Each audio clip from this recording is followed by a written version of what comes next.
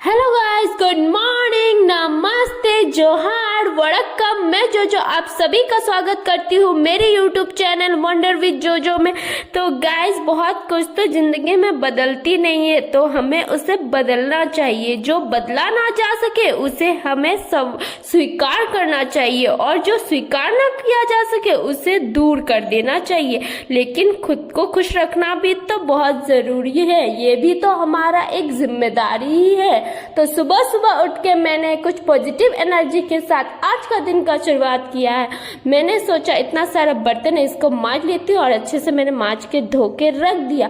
और फिर मैंने सोचा चलो आज मैं ही ब्रेकफास्ट बना लेती हूँ। तो मैं ब्रेकफास्ट में बनाने जा रही हूँ पूरी। उसके लिए मैं मैदा और थोड़ा सा नमक और तेल डाल के इसको, और मैं मैदा और आटा दोनों मिक्स करके बना रही हूँ पूरी। इसके लिए मैं थोड़ा सा हाफ मैदा ले रही हूँ, हाफ आटा ले रही हूँ, उसमें थोड़ा सा नमक और थोड़ा सा ऑयल डाल के इसको गूंद के अच्छे से आटा लगा के फिर रेस्ट करने के लिए रख दे रही हूँ। फिर मम्मी ने बोला जा कपड़ा डाल दे छत पे, तो मैं गई थी और मैंने सारे कपड़े डाल दिए धूप में। बहुत अच्छी धूप निकली थी, और अभी ठंड का दिन का धूप भी बहुत मज़ेदार हो रहा है, बट थोड़ा सा स्किन में इरिटेशन होता है ज़्यादा देर धूप में रहने से। फिर मैं यहाँ एक कढ़ाई बैठा दी हूँ मैं गैस में, और उसके बाद मैंने डाला थोड़ा सा घी और 2 तेज़पत्ता। मैं ज़्यादा घी नहीं डाल रही हूँ क्योंकि मम्मी को ज़्यादा घी खाने से प्रॉब्लम होता है, इसलिए मैंने।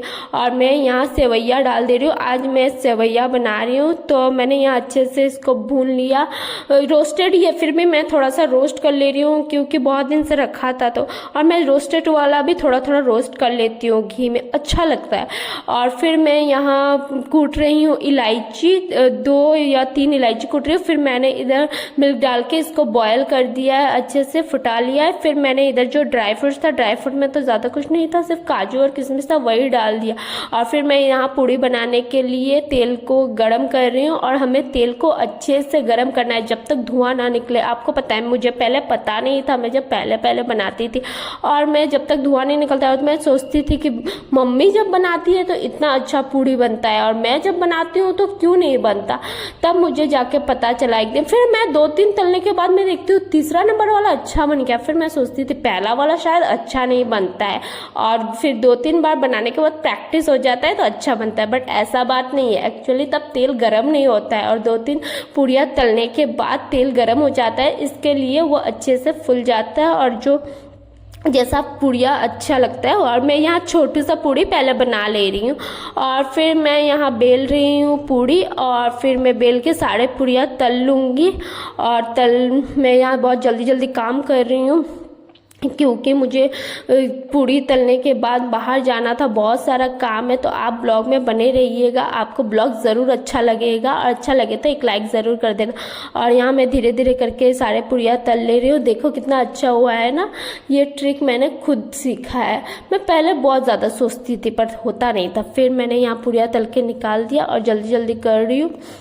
आज मेरी बहन हेल्प नहीं कर रही है क्योंकि वो बहुत ज़्यादा बीमार है, तो सो रही थी। फिर मैं यहाँ पूरी तल के नाश्ता करने के बाद मैं जा रही हूँ बाहर, और मैं गई थी मेहंदी लगाने। और देखो कितना अच्छा डिज़ाइन लग रहा है ना, मुझे मेहंदी लगाते हुए देखने में जो मज़ा आता है ना। और देखो कितना अच्छा लगा, बहुत अच्छा लगाए थे वो भैया ने, और 100 रुपीज़ लिए थे, और एक साइड का 100 रुपीज़ उन्होंने लिया था, बोथ साइड का 200 रुपीज़ पे। मैं फिर घर में जाके जल्दी जल्दी पैकिंग किया मैंने और मम्मी ने, और हम दौड़ते भागते पहुंच गए स्टेशन में। और मम्मी चना खा रही थी, बहुत ज़्यादा भूख लगा था, इसलिए फिर हम पहुंच गए अपने टाउन।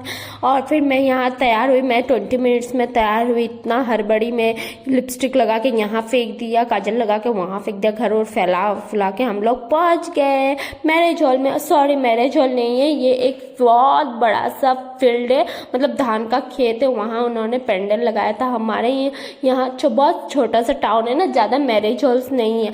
और पहले ही प्रणाम करते हैं गन्नू जी को, और फिर यहाँ सभी फोटो खींच रहे थे दुल्हन के साथ। और ये रही दुल्हन, आप सब भी मिल लीजिए, मैं भी मिल लिया है।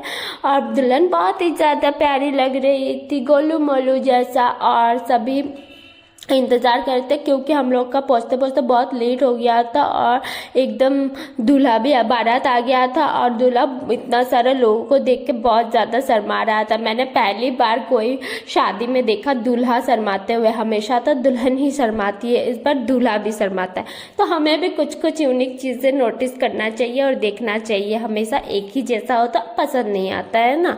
और यहाँ मैं ब्लॉगिंग करते हुए लोगों का पैर वैर में कुचल दे रही थी, ऐसा करती हूँ मैं, अंधी जैसा ब्लॉगिंग एक्चुअली। और छोटे छोटे बच्चे मेरे सामने थे तो मुझे बहुत डर लग रहा था कि कहीं उनको लग ना जाए, क्योंकि मेरा हील ऐसा था कि मैं उलट पुलट के गिर जा रही थी। स्टाइल मारना है मुझे, हील लगाना है, बस संभलना तो आता नहीं है। और यहाँ हो रहा था 7 पाक, बंगाली में 7 पाक बोलते हैं, मतलब 7 फेरे हो रहा था। तो यहाँ 7 फेरे तो सभी डांस कर रहे थे, फुल ऑन मस्ती चालू था। और यहाँ माला बदली हो रहा है और यहाँ मैं आ गई, यहाँ शादी हो गई कंप्लीट और हो रहा था फोटोशूट। सभी फोटो खींच रहे थे दुल्हन का और फिर यहाँ हो रहा है सब कुछ, दान हो रहा है, दान होने का पूजा चल रहा है। और फिर हम वापस आ गए। ब्लॉग अच्छा लगे तो लाइक कर देना, शेयर कर देना। Thank you for watching.